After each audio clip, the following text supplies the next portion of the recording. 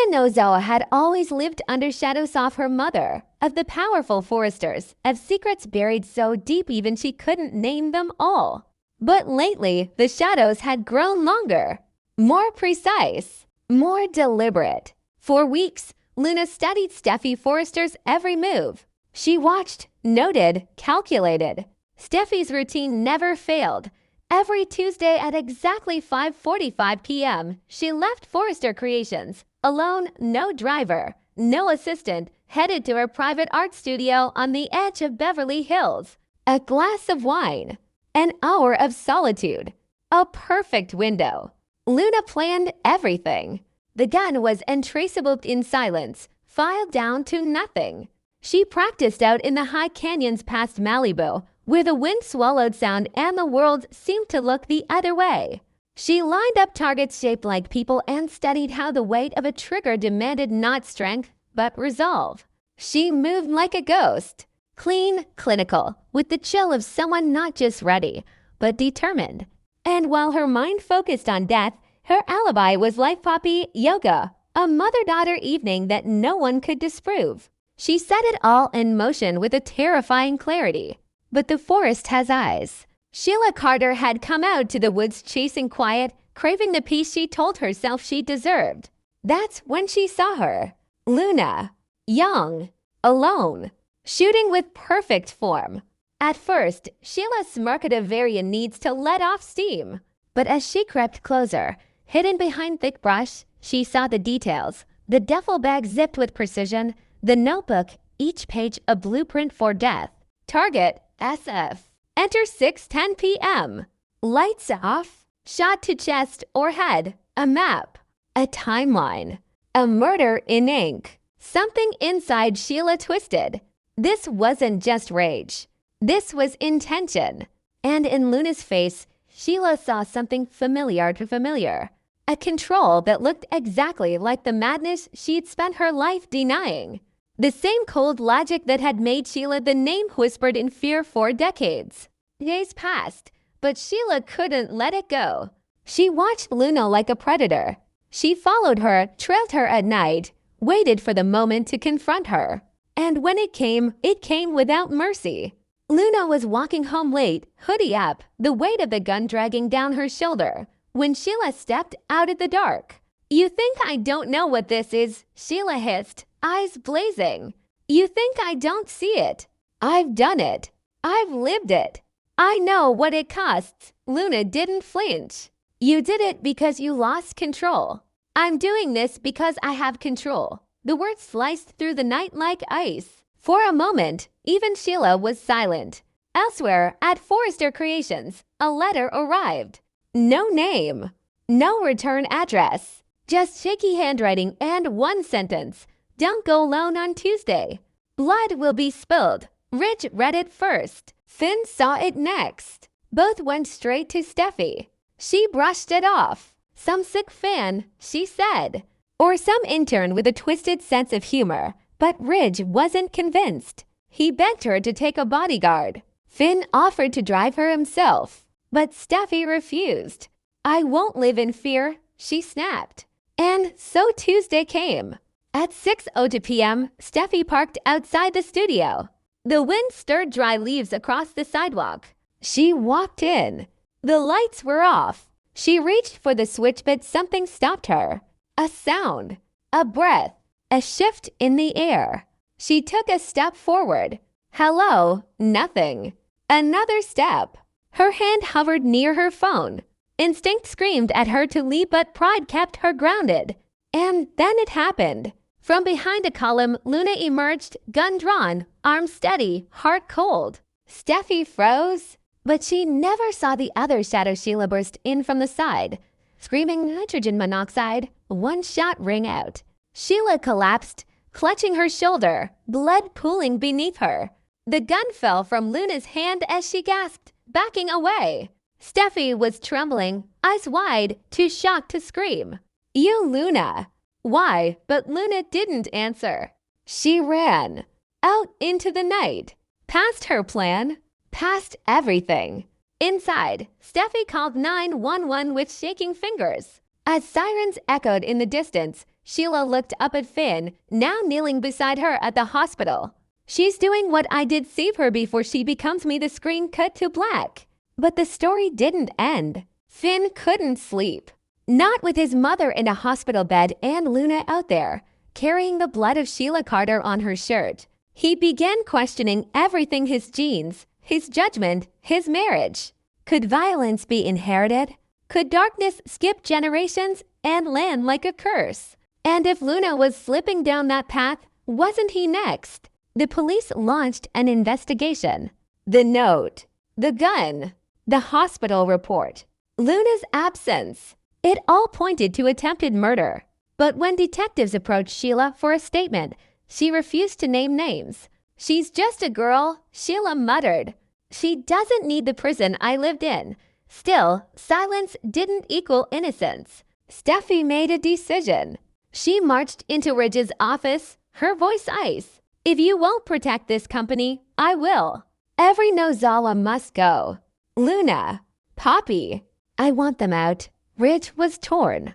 But he'd seen the look in Steffi's eyes before when she was at war. Meanwhile, Luna hid in a motel on the edge of the city, staring at herself in the mirror. The gun lay on the sink, her clothes still damp with dried blood. Her reflection was no longer hers. She was someone else now, something else. A killer in waiting. Sheila recovered quickly, but she said little. To Finn, to Steffy, to the press. She spent her days staring out windows and her nights scribbling in a diary. Until one morning, she vanished. No discharge papers. No goodbye. Gone. But not gone. Sheila Carter was never gone. She staged her death. Blood vials, documents, forged morgue files. And from the shadows, she began again, this time not as a villain, but as a watcher. A guardian. Her twisted redemption. And she watched Luna. Every step. Every tremble. Every moment of doubt. Sheila wasn't trying to stop her anymore. She was waiting for her to fall. Or to rise. Because the future now ran through Luna Nozawa. And Sheila Carter had made sure the cycle would never end. Luna didn't sleep for days. Her hands still smelled of gunpowder. Her shirt hidden deep in a motel room trash can still stained with Sheila's blood. She'd thrown away the gun, but she couldn't throw away the memory. Every time she blinked, she saw Steffi's face, shocked, afraid, confused, but not dead. Because of Sheila. The woman she had grown up hearing horror stories about had taken a bullet for Steffy. For Luna. Why? Luna couldn't shake the question. Couldn't escape the consequences. The plan she'd rehearsed for months had crumbled in one instant. Now she was caught in the space between crime and consequence, hunted by guilt and silence. Back at Forrester Creations, the tension was building.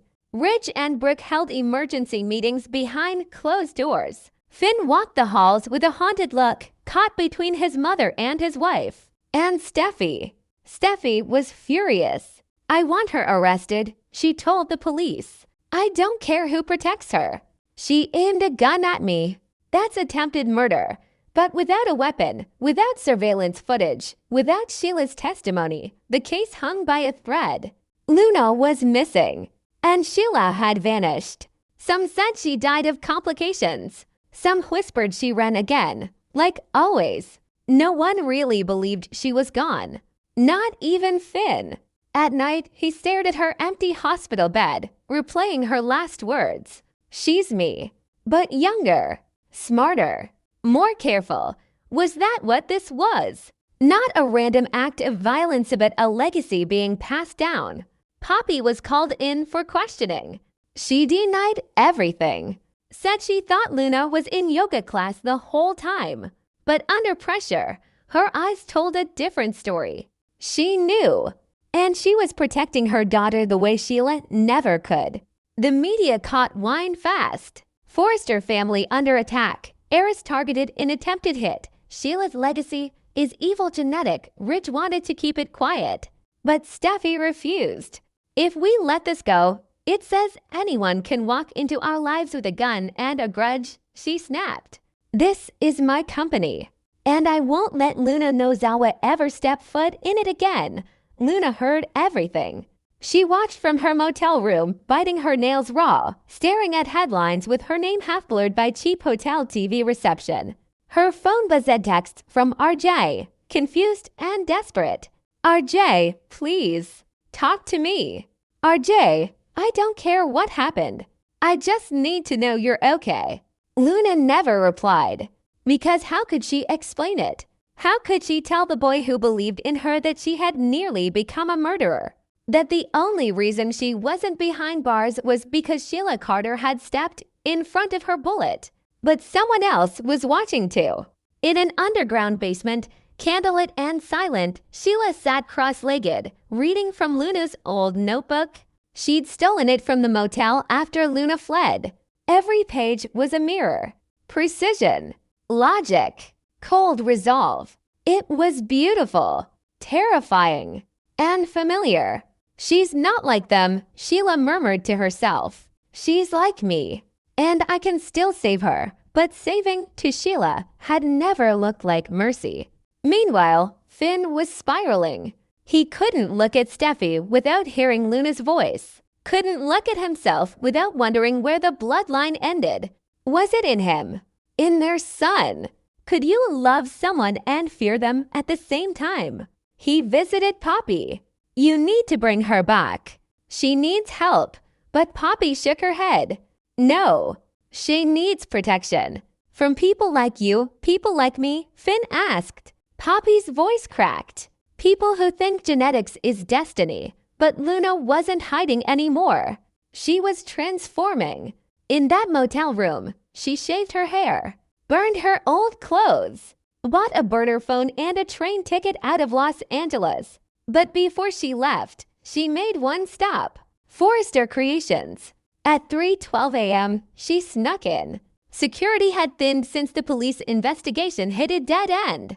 She walked through the halls like a ghost, past her old workstation, past the office where she and RJ first kissed, to Steffy's desk. She left a box. Inside, the gun. Cleaned. Wrapped in velvet. A letter. I wanted to end your story. But in doing so, I became the villain in mine. You win. I'm gone. Tell them whatever you want, Elle. When Steffy found it the next morning, she trembled it out of fear, but rage. This ends now, she told Ridge. She's unstable. And she's dangerous. RJ confronted her. She came back to surrender. That's not evil. That's remorse. She's playing you, Steffy said coldly. But RJ didn't believe it. And he wasn't alone. Zende had his suspicions too. You sure you're not just pissed she stole your spotlight? Steffy slapped him hard. The Forrester family was cracking. Finn and Steffy fought constantly. RJ stopped coming to work. Ridge didn't know who to protect. Brooke advised silence, but even she saw the fractures forming. And in the shadows, Sheila watched it all unfold. She didn't want Luna arrested. She wanted her tested. And she had just the thing to push her over the edge. A second letter, sent to Luna's motel in Arizona. They've already replaced you. Poppy's back at Forrester. Steffy's stronger than ever. RJ moved on. You don't matter. Unless you make them pay SC. Luna stared at it. For hours. Then she packed a new bag. One gun. One plan. Back in LA, Steffy prepared to unveil the new Forrester collection. Press, influencers, fashion royalty. A packed event. A single point of failure. Luna returned. But so did Sheila. Only one of them brought a loaded weapon. Only one of them wanted to finish what began that Tuesday night. But neither expected RJ to step between them. Don't do this, he begged Luna, as she aimed once more into the crowd. You're not her. You're you. You're better than this. Luna blinked. Tears rolled. Her hand shook. Then she dropped the gun. And Sheila picked it up. To protect her, Sheila whispered, "Sometimes we do dark things for light reasons, but the police were already there. This time, no one ran. This time, someone got arrested. But not Luna.